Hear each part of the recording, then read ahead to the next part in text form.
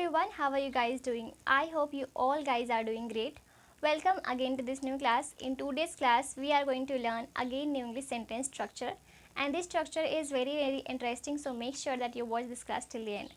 So चलिए देख लेते हैं कि आज के इस क्लास में हम किस तरह के सेंटेंसेस को इंग्लिश में बनाना सीखने वाले हैं. आज की हमारी क्लास का सेंटेंसेस है कुछ इस तरह के सेंटेंसेस जिसमें हम लोग बोलते हैं कि रुकना है तो रुको, खाना है तो खाओ, बैठना है तो बैठो, पूछना है तो पूछो, आना है तो आओ. इस तरह के सेंटेंस है जिसमें हम लोग बोलते हैं कि खाना है तो खाओ, जाना है तो जाओ, बैठना है तो बैठो. इस तरह के सेंटेंसेस को हम इंग्लिश में कैसे बोल सकते हैं, आज की क्लास में हम ये सीखने वाले हैं. ये जो क्लास है बहुत ही ज़्यादा इंटरेस्टिंग होने वाली है. चलिए शुरू करते हैं. सबसे पहले हम लोग स्ट्रक्चर को बनाएंगे, then one by one sentences को डील करेंगे. चलिए देख लेते हैं इसका स्ट्रक्चर क्या है.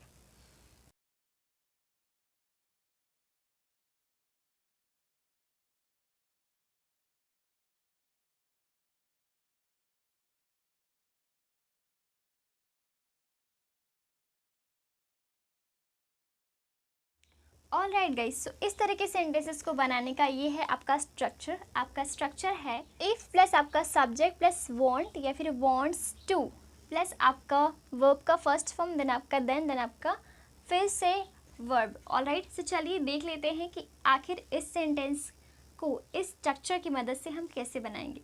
पहले सेंटेंस है रुकना है तो रुको.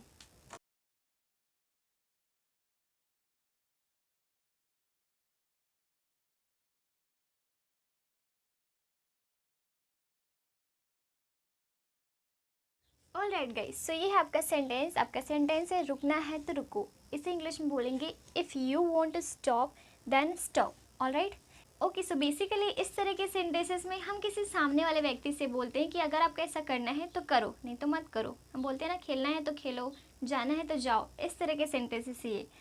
इसलिए यहाँ पर मैंने यू सब्जेक्ट का यूज़ किया है. ऑल राइट, नेक्स्ट सेंटेंस देख लेते हैं. खाना है तो खाओ.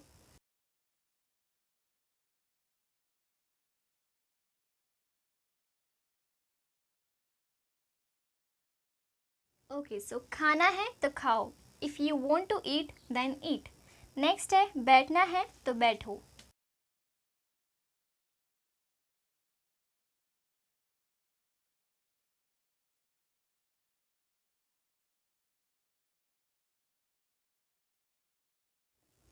ओके, बैठना है तो बैठो. If you want to sit then sit. पूछना है तो पूछो.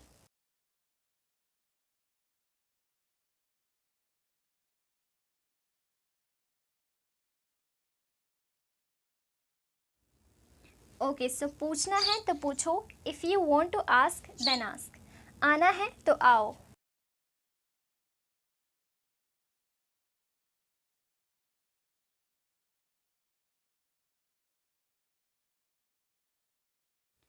आना है तो आओ. If you want to come then come. अब तक आपने देखा कि हमने यहाँ पर वॉन्ट टू का यूज़ किया. अब मैं आपको बता दूं कि ये जो आपका वॉन्ट्स टू है, इसका यूज़ हम कहाँ पर करेंगे. तो इसका यूज़ करेंगे हम थर्ड पर्सन सिंगुलर के साथ. आप सभी जानते हैं कि थर्ड पर्सन सिंगुलर सब्जेक्ट के साथ हम एस या फिर ई एस का यूज़ करते हैं. इसलिए ये जो आपका वॉन्ट्स है, ये जब आप थर्ड पर्सन सिंगुलर सब्जेक्ट का यूज़ करेंगे तब वहाँ पर यूज़ करेंगे. कैसे यूज़ होगा देख लेते हैं. जैसे कि अगर मुझे बोलना हो, जैसे कि मैंने यहाँ पर लिखा है कि रुकना है तो रुको. अगर इसकी जगह मैं ये बोलूँ कि उसे रुकना है तो रुके, तो उस कंडीशन में आप क्या बोलेंगे. If he wants to stop then stop.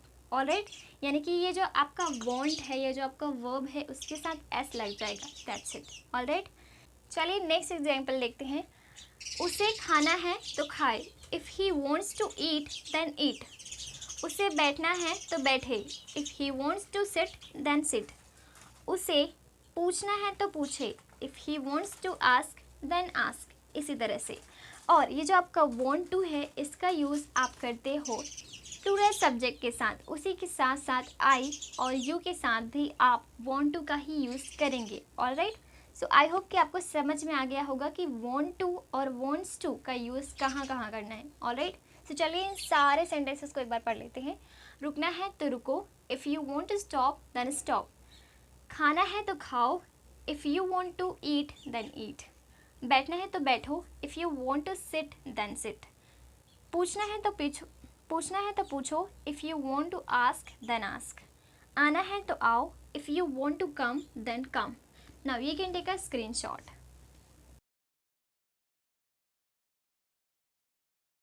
Alright guys, so इसमें करना कुछ नहीं होता है, सिंपली आपको बोलना होता है जैसे कि खाना है तो खाओ, if you want to eat then eat. जाना है तो जाओ, if you want to go then go. Simply आपको स्ट्रक्चर की मदद से सेंटेंसेस को क्रिएट करना है और इस तरह के सेंटेंसेस को क्रिएट करना बहुत ही ज़्यादा आसान है। आप इजीली इस तरह के सेंटेंसेस को क्रिएट कर सकते हैं और उन्हें अपने स्पोकन इंग्लिश में यूज़ भी कर सकते हैं। अब एक सेंटेंस आपके लिए, आपका सेंटेंस है, लिखना है तो लिखो। इस सेंटेंस के English let know in the comments and I hope कि ये क्लास आपके लिए हेल्पफुल रही होगी। If you consider that this class was helpful for you, so make sure that you hit the like button and share this class to your friends and your relatives. And if you haven't followed me, so make sure that you follow me, and thank you so much for watching this class till the end. I will meet you in the next class. Till then, bye bye, take care, keep learning, keep watching.